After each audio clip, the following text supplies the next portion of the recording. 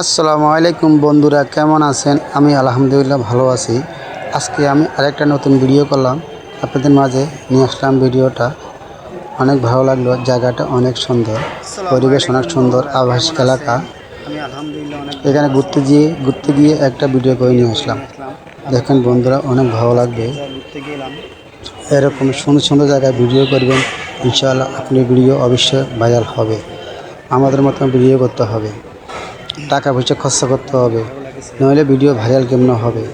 আমরা টাকা পয়সা খরচ করি, ভিডিও করি, ইনশাআল্লাহ আমাদের ভিডিও মোটামুটি হবে।